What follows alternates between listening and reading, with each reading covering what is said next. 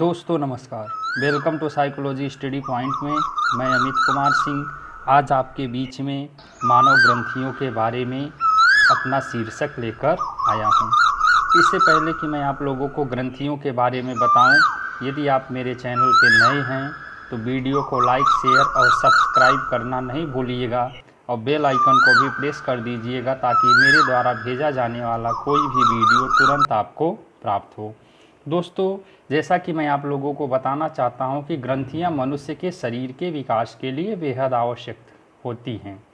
मानव ग्रंथियों से विभिन्न प्रकार के हार्मोन्स का स्राव होता है, जो स्राव जाके मनुष्य के रक्त में मिलता है और उसके विकास में अपना प्रमुख योगदान निभाता है। दोस्तों, ग्रंथियां वैसा प्रभावक होता है जो व्यक्ति के भीतरी वातावरण के साथ समायोजन करने में मदद करता है। कहने का तात्पर्य कि एक ऐसी प्रभावशाली क्रियाएं होती हैं जो व्यक्ति के रक्त में मिलकर उसके भीतरी वातावरण के साथ समायोजन स्थापित करने में प्रमुख भूमिका निभाती हैं। ग्रंथियों के प्रकार। ग्रंथियां दो प्रकार की या प्रमुख रूप से ग्रंथियां दो प्रकार की होती हैं, जिसको हम बहिर्स्रावी एवं अंतःस्रावी ग्रंथियों के नाम से जानते हैं। बहिर्स्रावी ग्रंथियां या नलिका, इसका स्राव खून में नहीं मिलता है। मतलब बहिर्स्रावी ग्रंथियां या नलिका ग्रंथि ऐसी ग्रंथि होती है जिससे निकलने वाला जो रस होता है या स्राव होता है वह खून में नहीं मिलता है, बल्कि एक विशेष नलिका के द्वारा शरीर के बाहर आ जाता है। दूसरा होता है जिसे अंतःस्रावी कहते हैं।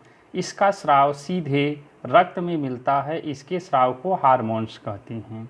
कहने का तात्पर्य कि जो शरीर के अंदर ग्रंथियां पाई जाती हैं उसको अंतःस्रावी ग्रंथियां कहते हैं, और उससे निकलने वाला जो रस होता है या स्राव होता है उसको हम हार्मोन्स कहते हैं।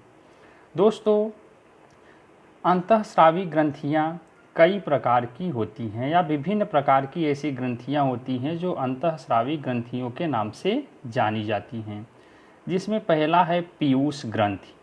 दोस्तों, पीयूष ग्रंथि का जो स्थान होता है वह मस्तिष्क में होता है। इसके दो भाग होते हैं जिसे अग्रवर्ती एवं परवर्ती कहते हैं। अग्रवर्ती नामक जो भाग होता है उससे ट्रॉफिक एवं विकास हार्मोन्स निकलते हैं।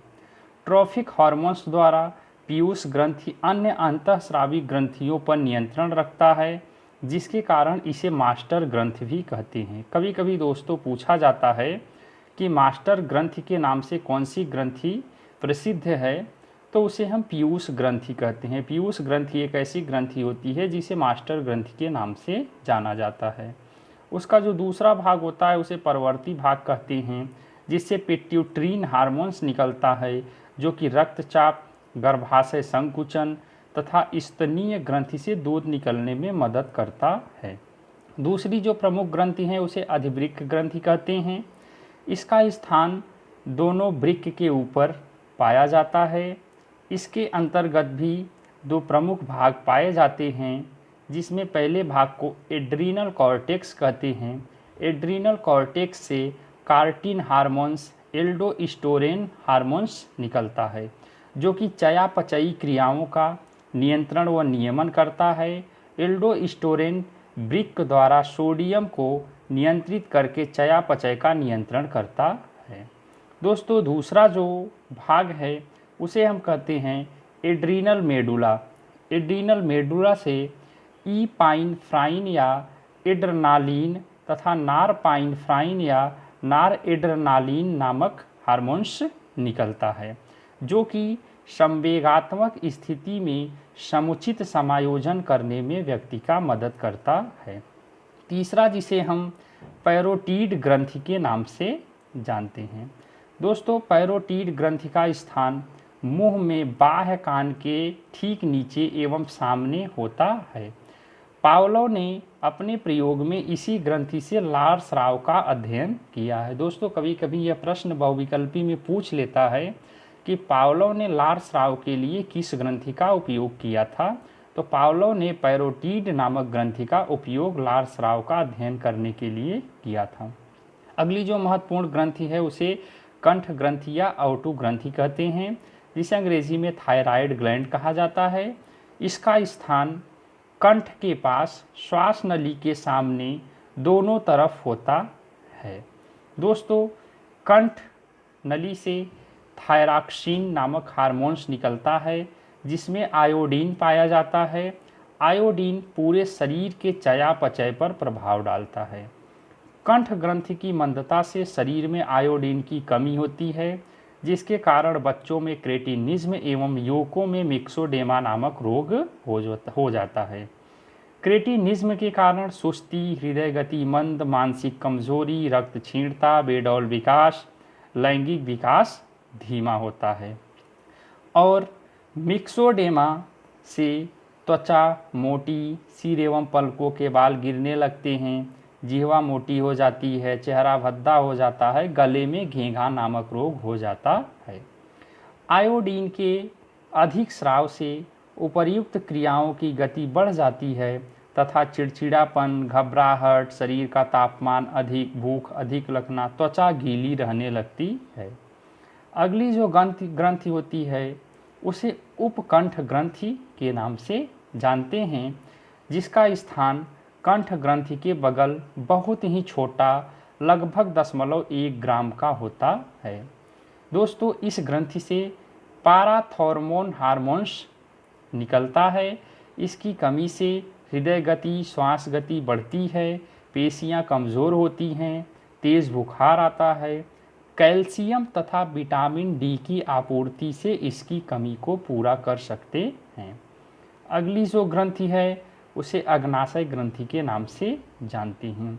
इसका स्थान उदर तथा छोटी आंत के मध्य में होता है।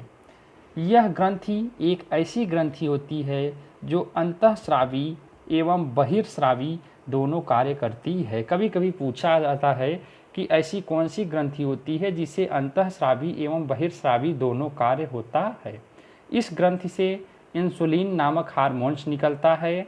इसकी कमी से व्यक्ति में मधुमेह नामक रोग हो जाता है, जिससे मूत्र में शक्कर जाने लगता है और सही ढंग से उपचार न किया जाए तो व्यक्ति की मृत्यु भी हो सकती है।